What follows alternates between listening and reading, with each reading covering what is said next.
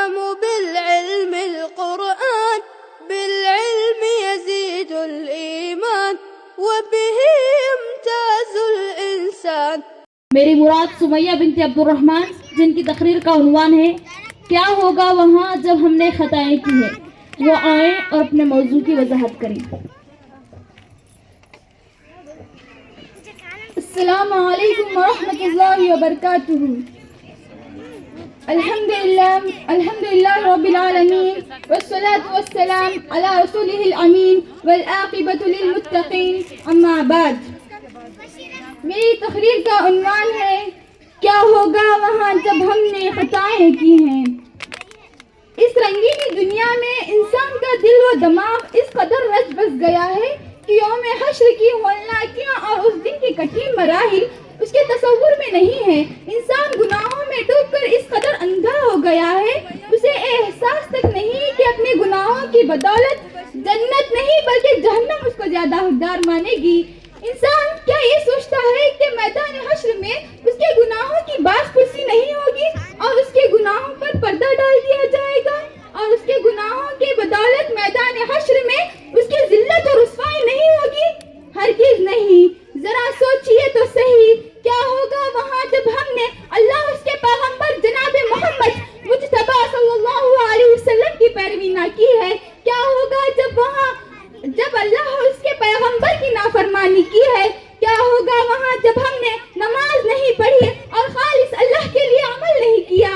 کیا ہوگا وہاں جب ہم نے دن کے اجالے اور رات کے اندھیرے میں گناہ کیے ہیں. کیا ہوگا وہاں جب ہم نے آپس میں بغض و حسد کیے اور اللہ کی دی ہوئی نعمتوں کو یاد کیے بغیر فخر و تکبر کیے چلتے پھر رہے ہیں.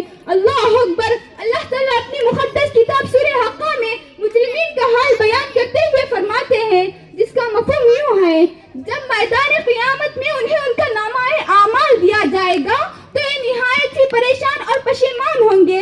حسرت و افسوس سے کہیں گے کاش کہ ہمیں نامہ اعمال ملتا ہی نہیں، کاش کہ ہم اپنے حساب کی اس کیفیت سے آگاہ ہی نہ ہوتے، کاش کہ موت نے ہی ہمارا کام ختم کر دیا ہوتا اور ہمیں دوسری زندگی ملتی ہی نہیں. انسان جس موت سے دنیا میں بہت زیادہ گھبراتے تھے آج اسی کی آرزوئیں کریں گے کہ ہمارے مال و جہ نے آج ساتھ چھوڑ دیا اور ہماری ان چیزوں نے بھی یہ عذاب ہم سے نہ ہٹائے.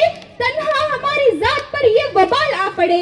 نہ کوئی مددگار ہے جو ہمیں نظر آ رہا ہے، نہ بچاؤ کی کوئی صورت دکھائی دیتی ہے. دنیا سے دل لگا کر عقبا نہ بھول جانا، دنیا تو بس ہے فانی، عقبا تو دائمی ہے، دنیا تو رہ گزر ہے، منزل تو آخرت ہے، تجھ کو قدم قدم پر منزل بلا رہی ہے. اللہ تعالیٰ فرشتوں کو حکم دے گا اسے پکڑ لو اور اس کے گلے میں توڑ ڈال دو. تب 70,000 فرشتے دوڑیں گے اور ایک فرشتے کو اللہ تعالیٰ حکم دے گا تو 70,000 لوگوں کو جہنم میں پھینک دیا جائے گا. پھر اللہ تعالیٰ فرماتا ہے اسے اس لیے عذاب دیا جا رہا ہے کہ یہ اللہ پر ایمان نہیں رکھتا تھا اور نہ ہی مسکینوں کو کھانا کھلاتا تھا اور نہ ہی گناہوں سے بچتا تھا اور اس کو کھانے کے لیے غسلین یعنی پیپ دیا جائے گا. نعوذ باللہ من ذالک. آج امت مسلمہ گناہوں کے دلدل میں اس طرح پھنس گئی ہے کہ آج اس سے ان کا نکلنا بہت ہی زیادہ مشکل ہو گیا ہے. آج گناہوں کو چھوٹا سمجھ کر اسے سر انجام دیا جا رہا ہے. یاد رکھیے یہی ذنّ سوء ہماری بربادی کا سبب بنے گا.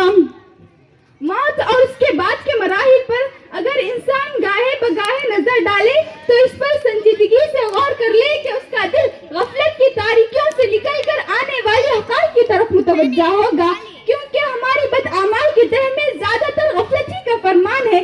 اکثر برائیاں لہو و لعب جس کی وجہ سے ہم گناہ پر گناہ کرتے جاتے ہیں، لیکن ہم یہ گناہ پر گناہ کرتے جاتے ہیں اور اللہ تعالیٰ کا یہ فرمان وَإِنَّ عَلَيْكُمْ لَحَافِظِينَ كِرَامًا كَاتِبِينَ يَعْلَمُونَ تَفْعَلُونَ کو بلا دیے ہیں کہ ہماری ہر حرکت نوٹ کی جا رہی ہے اور ہماری ہر چھوٹی بڑی غلطی محفوظ کی جا رہی ہے. اور ایک دن مقرر ہے جہاں سب کو اپنے اپنے کاموں کا حساب و کتاب دینا ہوگا. لہٰذا ہمیں چاہیے کہ ہمیں گناہوں سے بچنا چاہیے اور نیکی اور معروف کاموں کی طرف متوجہ ہونا چاہیے، کیونکہ یہی ایک کام ہے جو ہمیں جہنم سے نجات دلا کر جنت میں داخلہ کرواتا ہے.